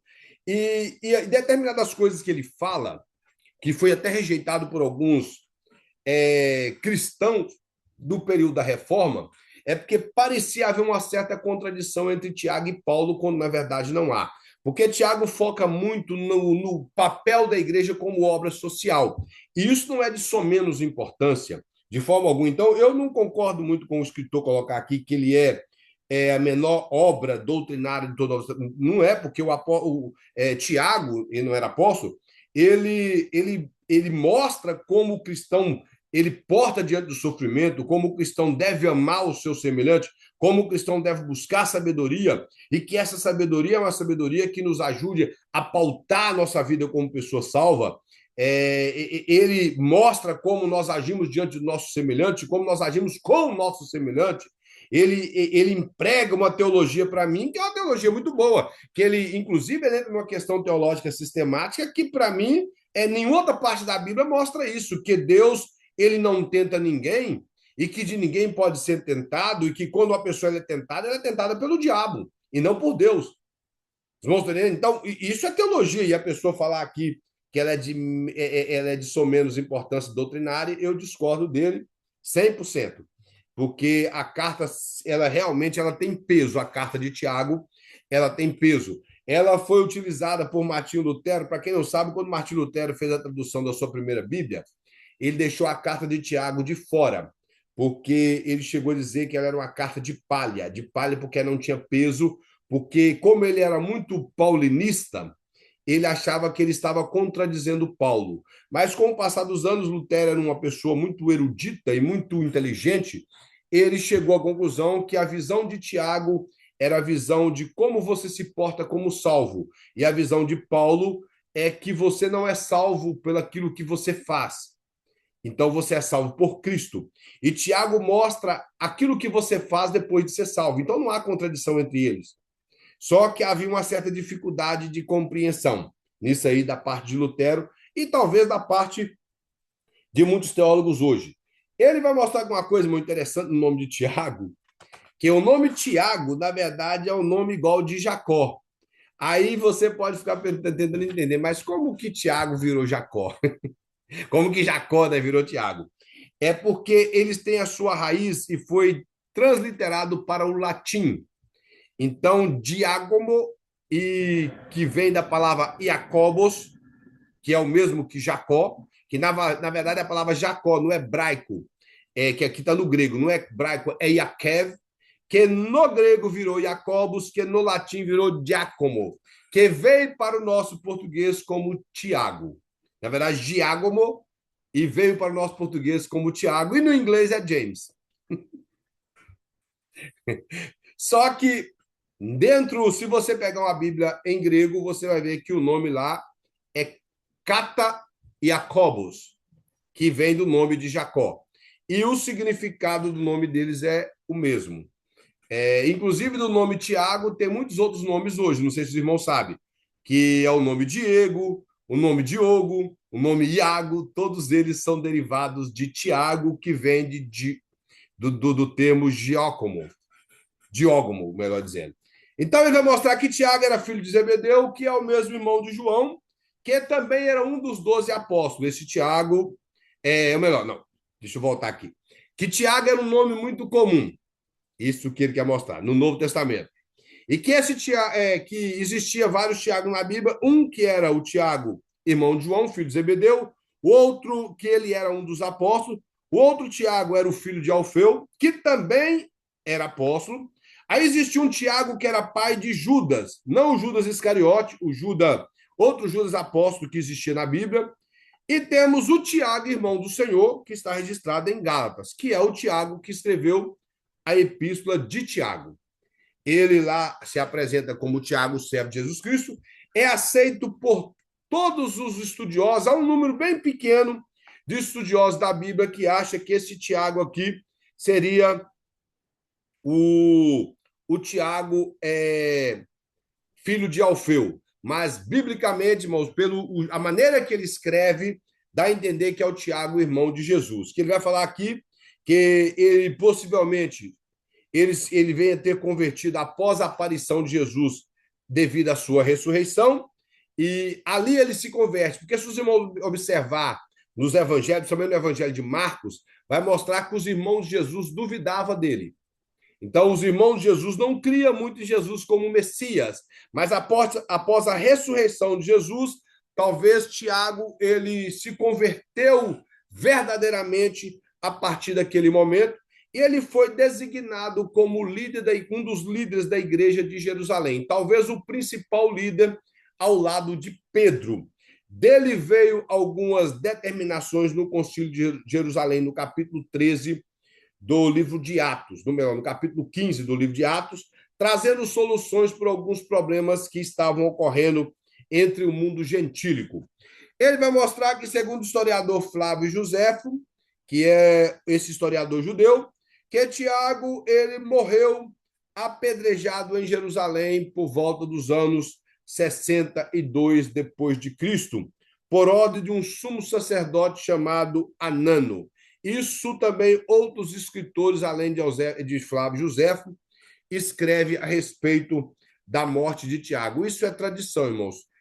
Possivelmente é verdade. Flávio Joséfo, no que tange respeito ao relato histórico, principalmente da parte do Novo Testamento, ele é muito fidedigno. E Flávio Joséfo ele estava vivo nesse período dos anos 62.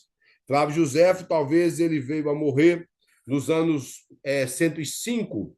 Aqui o comentarista colocou 110, mas na própria introdução do livro de Flávio Joséfo, parece que ele morre nos anos 105 depois de Cristo.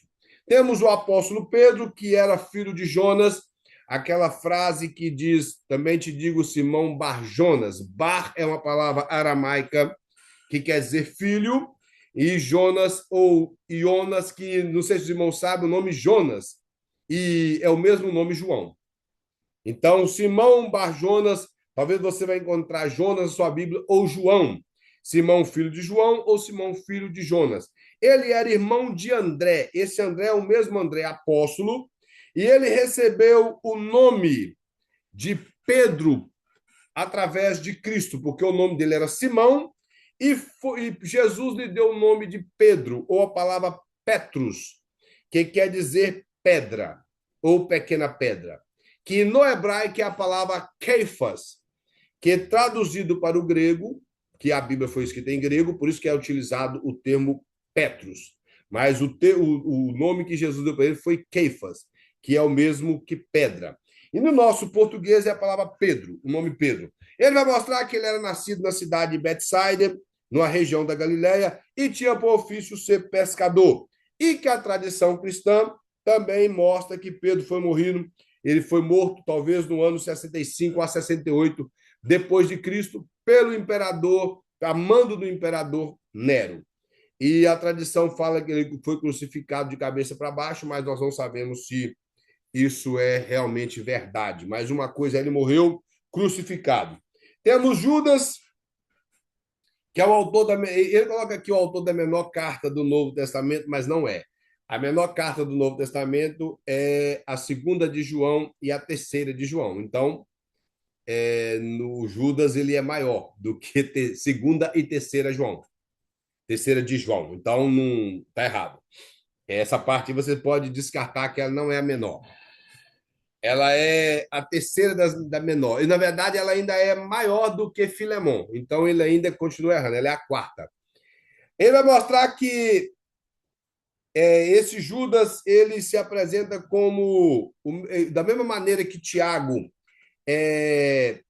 faz a sua apresentação, ele fala que nós devemos fazer distinção também dos nomes Judas na Bíblia.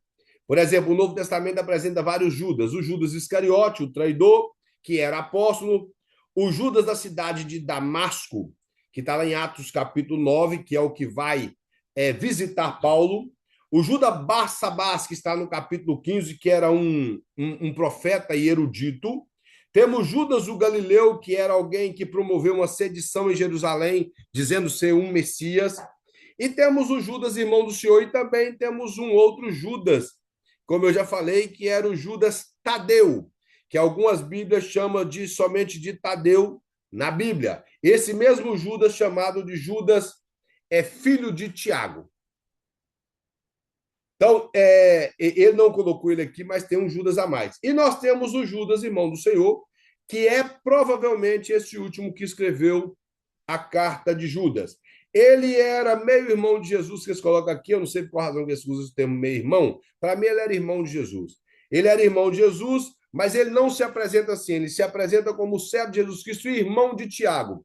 Possivelmente, Judas se apresenta como irmão de Tiago, porque o Tiago, de acordo com a tradição, ele era muito conhecido em Jerusalém, por ser um dos líderes da igreja de Jerusalém, por ter sua vida de oração que destacou muito no seu ministério, e Judas talvez não era muito conhecido, mas Tiago sim, por isso ele utiliza o nome do seu irmão como padrão para dizer que a sua epístola ela tinha peso espiritual e de inspiração.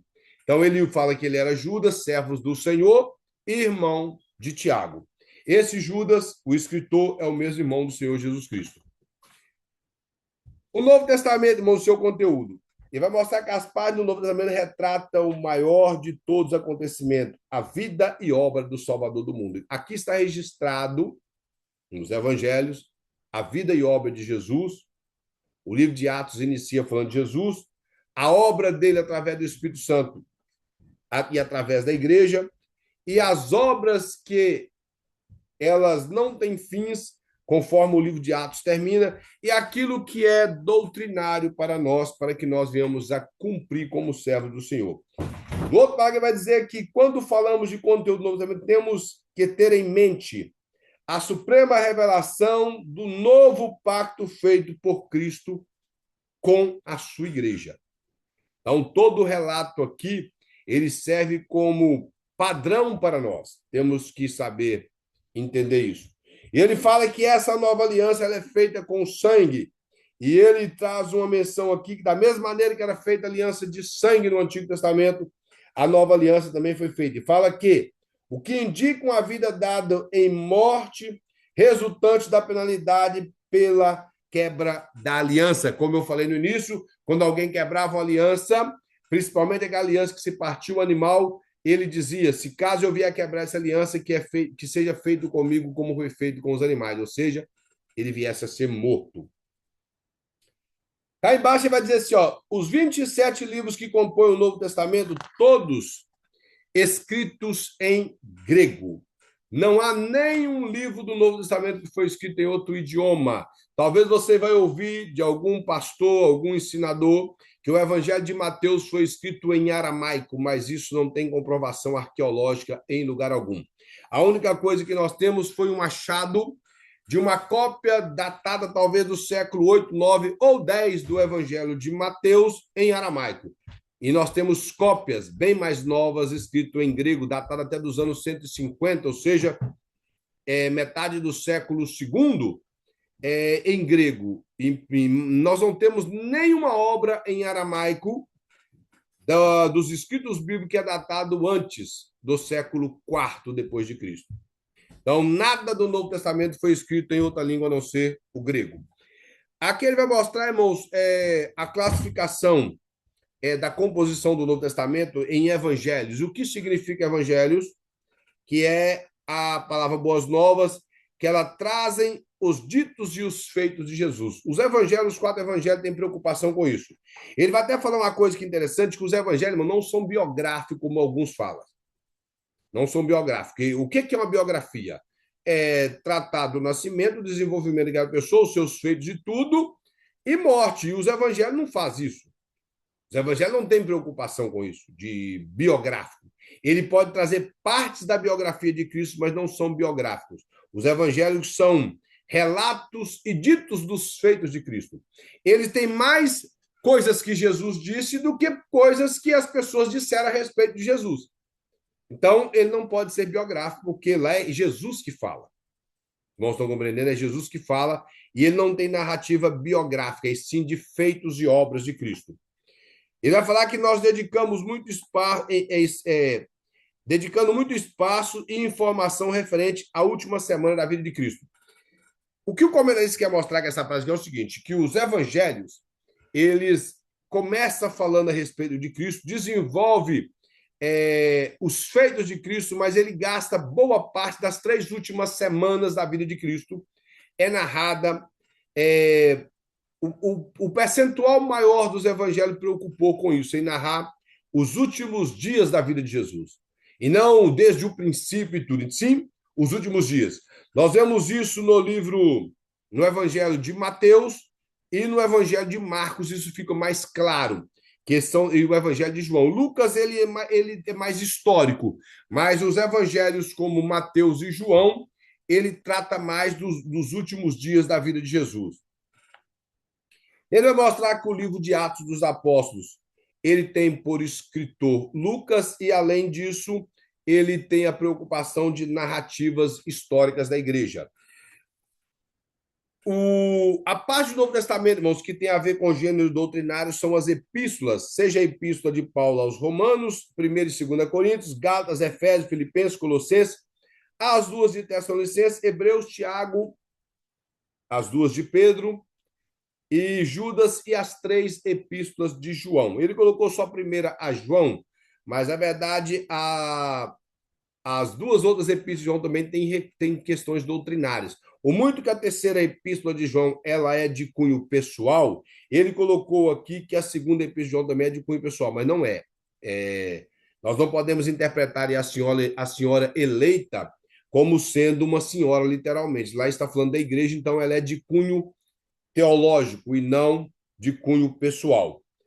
E a epístola de Paulo a Timóteo, as 2, e a Tito, ela pode ser pessoal porque são pastorais, e a Filemon é uma epístola mais íntima, que está tratando de um amigo para com o outro. Mesmo assim, não deixa de ter teologia. E, como eu já disse, apenas a terceira epístola de João, ela é de cunho pessoal pelo fato que ele está dirigindo a sua epístola a um homem chamado Gaio. Mesmo assim, também ela traz doutrinas. E ele diz que o livro do Apocalipse, por sua vez, ocupa a posição da literatura escatológica, dos tratados proféticos das últimas coisas.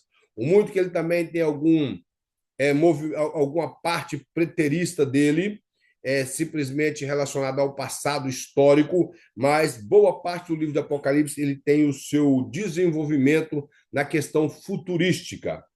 E ele vai mostrar que destina-se a tratar dos últimos acontecimentos da história humana. Lembrando que o pensamento teológico, assembleano e escatológico é o pensamento futurístico dentro do livro do Apocalipse. Por isso, o comentarista defende essa ideia. E que a obra redigida pelo evangelista João traz uma série de visões acerca do triunfo do Messias. Como eu já disse, o Apocalipse é um resumo de toda a obra de Cristo e a sua vitória. Aqui, irmãos, no outra página, nós vamos ver uma tabela de gêneros literário. Vai mostrar aí, nós não precisamos de ler isso aqui, vai mostrar como cada livro da Bíblia, ele dentro do seu gênero literário. E essa última parte aí que fala do período do Novo Testamento, o que ele quer tratar aqui é um período que a literatura foi escrita até o momento do seu desenvolvimento na igreja. O que vai ser aqui é bom você ler um relato histórico de como os livros da Bíblia foram compostos e como ele foi aceito na igreja. Porque não é, por exemplo, o Evangelho de Mateus foi escrito hoje e as igrejas todas leram. Não, ele foi passando de igreja em igreja, as igrejas eram igrejas casas, foi passando de mão em mão, fazendo cópias, e ele foi avançando, talvez um período de mais de 3, 4 ou 5 anos, para que as pessoas tivessem um bom entendimento do Evangelho de Mateus. Então, não é pegou agora e já passou na mão de todos os cristãos. O que ele quer mostrar que é isso, que todos os escritos neotestamentários eles passaram por um processo, e esse processo foi avançando, talvez num espaço de mais de 30 anos, para que chegasse a alcançar aquelas pequenas comunidades cristãs que se reuniam em casas. Lembrando, irmãos, que possivelmente as igrejas casa, talvez elas tinham muitos 50 membros nas igrejas casas. Quando se fala igreja de Jerusalém, você não pode ter em mente que ele tinha um templo enorme. O templo de Jerusalém era um lugar de oração. As igrejas eram feitas em casas. Lá tinha, sim, talvez 2.000 pessoas ou 5.000 pessoas, como aconteceu no Pentecostes, mas espalhada em toda Jerusalém, de casas em casas, porque não ia ter uma casa que a pessoa ia deixar entrar 5.000 dentro da casa dele, que não caberia.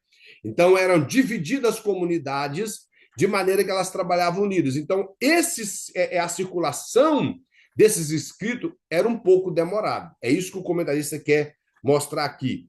E sem contar que o Novo Testamento ele foi sendo gradativo como foi o Velho Testamento. A sua composição foi gradativa. A cada dia, alguém sentia a necessidade que o Espírito Santo lhe levava a entender a necessidade de um escrito em determinada ocasião, e era escrita, enviada a determinada igreja. Aquela igreja preocupava em fazer cópia em determinadas cidades e espalhar essas cópias para que houvesse um avanço do conhecimento neotestamentário. É isso que o comentarista quer mostrar aqui. Essa hora passou, eu nem vi. Segundo capítulo, o Novo Testamento e os impérios. Irmãos, aqui o comentarista quer mostrar o seguinte, que ele vai falar o seguinte, ó, as partes do Antigo Testamento encerram-se no estado do povo judeu sob o domínio de uma grande potência mundial, que era a Pérsia. Ou seja, se você observar o livro de Neemias, o livro de Esdras, o livro de Esther, que são os 3 últimos livros históricos a ser escrito, que relata essa história, que, na verdade, o último livro histórico a ser escrito foi o livro de Crônicas, que, inclusive, na Bíblia hebraica, ele é o último livro que compõe a Bíblia hebraica, mas o livro de Esther, o livro de Neemias e o livro de Esdras, ele traz o relato histórico do governo persa sobre o povo de Israel. O muito que eles permitiram Israel voltar para a terra de Jerusalém, eles ainda eram um reino vassalo. Vassalo quer dizer um reino subalterno a outro rei. Eles não tinham reis lá, lá eles tinham governadores, que deles foram Zorobabel, foi Neemias e outros, e nesse período persa foi o período que eles puderam voltar para a sua terra. Já no Novo Testamento, ele vai mostrar que, por sua vez, inicia sua história sob o domínio de não menos rigorosa potência, que era o Império Romano. Quando o Novo Testamento, as suas primeiras páginas que foram escritas, retrata ali o nascimento de Jesus, o desenvolvimento do seu ministério, do ministério de João Batista, a chamada dos primeiros apóstolos, quem dominava o mundo era o Império Romano. Então, o que ele quer mostrar é isso. Então, ele vai tentar traçar aqui como esses impérios vieram a dominar. O Império Pérsico, que era o império governado pela Média e pela Pérsia. A Pérsia ela fez uma aliança com a Média e uniram-se os dois reinos, que, na verdade, os persas dominaram sobre o reino dos medos. E, com uma aliança, eles aceitaram um governo com 2 reis. E esses 2 reis, eles começaram a governar, foram ganhando força, dominaram a Síria, que é isso que ele vai tratar aqui. E, ao dominar a Síria, quando Ciro assume o trono, ele era um rei muito forte, juntamente com o rei Artaxerxes ou rei Assuero, que é a mesma coisa, somente nomes diferentes com línguas diferentes, na verdade, os nomes da mesma pessoa, porém com idiomas diferentes. Ciro era rei da Pérsia e Dario, melhor dizendo, que foi o primeiro rei da Média, nesse período que Israel volta para a sua terra. Dario é o mesmo Dario que estava ali no capítulo 6 de Daniel. Ele assina o decreto rei Ciro, permitindo o povo de Israel voltar para a sua terra. Ele vai mostrar que pós o reinado dos persas, lembrando que o povo saiu do cativeiro debaixo do governo dos persas e permaneceu todo o governo dos persas por quase 200 anos debaixo do governo persa. Depois entra o Império Macedônio-Grego, Macedônio porque Alexandre era nascido na Macedônia, Alexandre o Grande, era filho de Filipe da Macedônia, que foi morto, e Alexandre o Grande, com 12 anos de luta, ele conquistou todo o mundo antigo. E esse período foi um período que Alexandre o Grande não preocupou muito com a nação de Israel. Ele tinha eles como vassalos, ele invadiu Jerusalém, se você for olhar aí, ele mandou um recado que ia invadir Jerusalém. Nesse período, alguns sacerdotes não quiseram receber Alexandre o Grande quando ele invade Jerusalém, porque eles tinham uma certa aliança com os persas. Quando ele invadiu Jerusalém, devido a todas as suas conquistas, Jerusalém rompeu com os medos e persas e fez aliança com Alexandre o Grande. Por isso, eles não sofreram debaixo do jugo de Alexandre o Grande.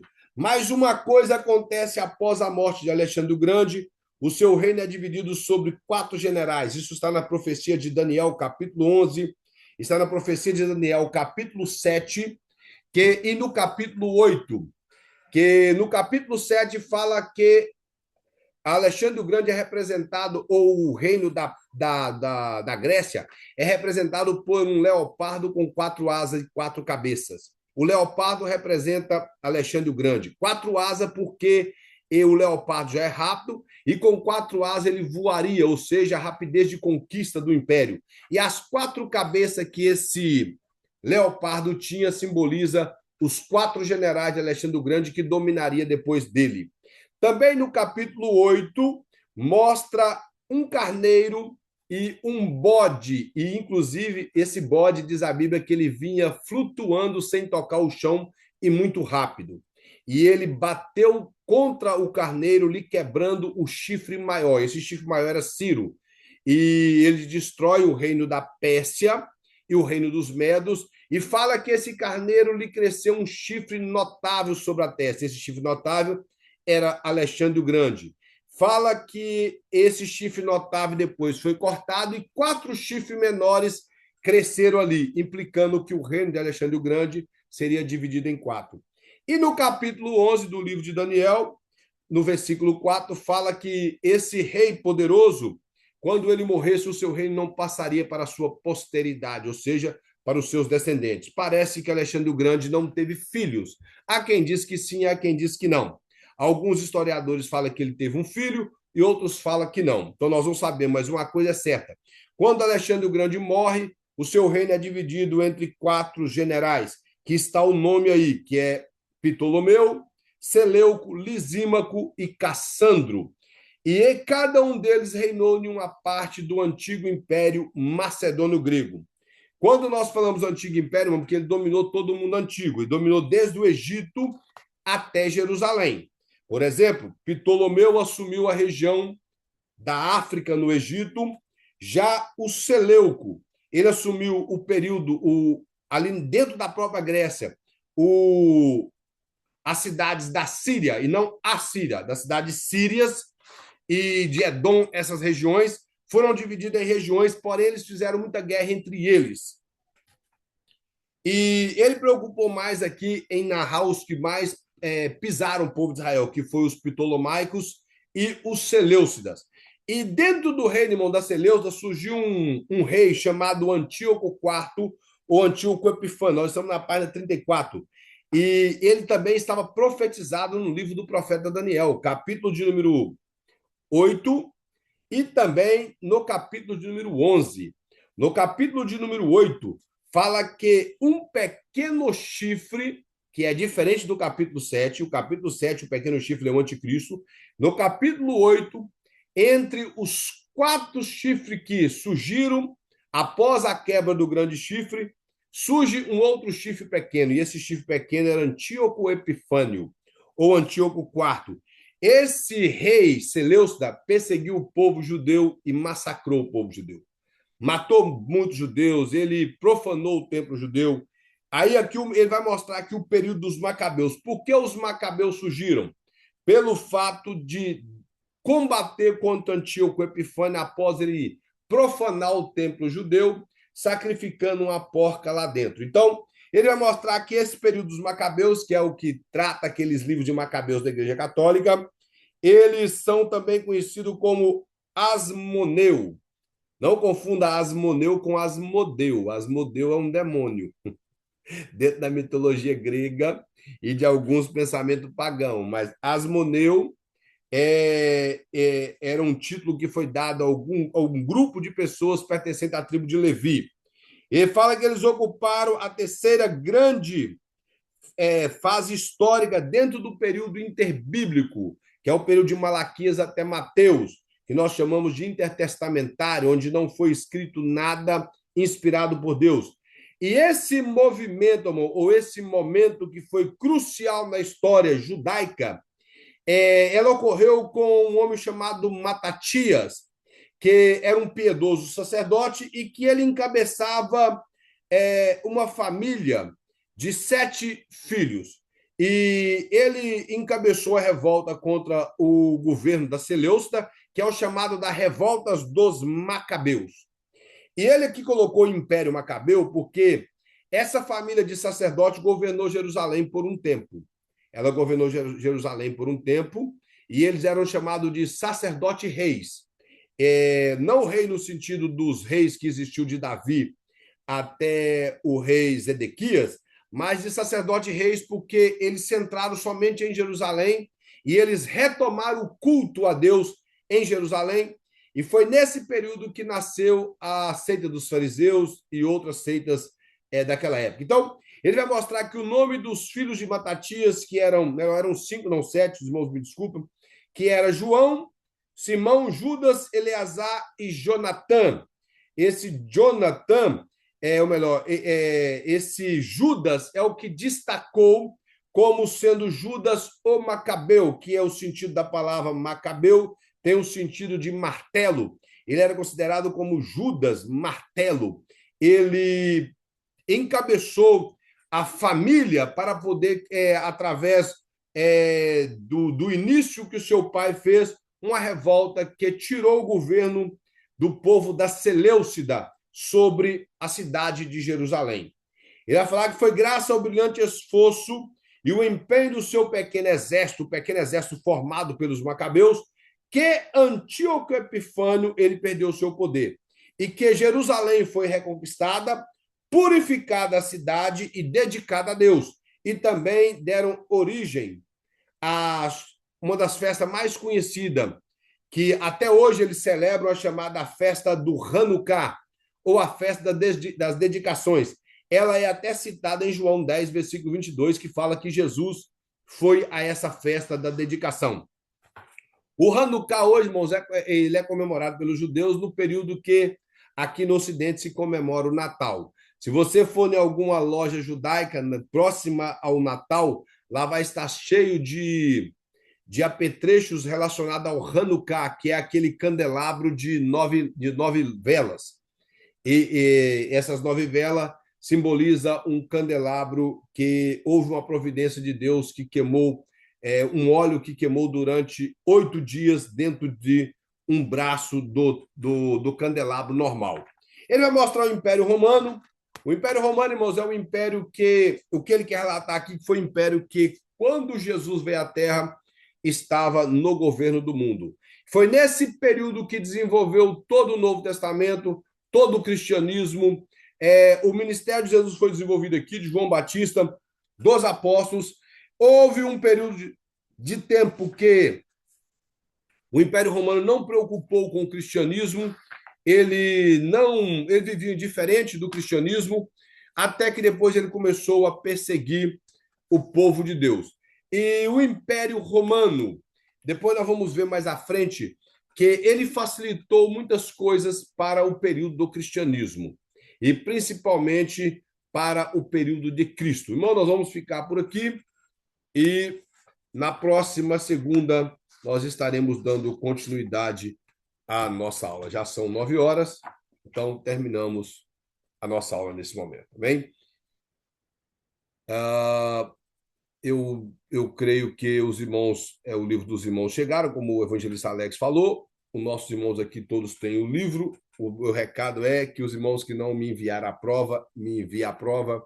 Eu não tive tempo para corrigir a prova dos irmãos que me enviaram, mas vou fazer o possível de corrigir até amanhã, enviar a nota para os irmãos. Quem não me enviou, envie, por favor, porque nós precisamos corrigir a prova e dar a nota para os irmãos. Amém? Vamos agradecer ao Senhor e logo após os irmãos tenham liberdade de se retirar da sala. Senhor Deus da glória, Pai maravilhoso, nós mais uma vez te agradecemos, te pedimos, ó Pai, que o teu Espírito Santo nos ajude a lembrar do que foi ensinado aqui e que o Senhor nos capacite, ó Deus, a aplicar isso nas nossas vidas e entender, ó Pai, com a história e aceitar, ó Deus, que a tua palavra ela é a verdade e que ela está acima de todas as coisas. Seja com cada um de nós, ó Pai, abençoe essa semana de cada um dos teus filhos e tuas filhas, abençoando o lar, ó Deus, o matrimônio e a vida espiritual. Seja com todos, em nome de Jesus. Vamos que Deus abençoe a todos, todos tenham uma excelente noite e ficam todos na paz de Cristo.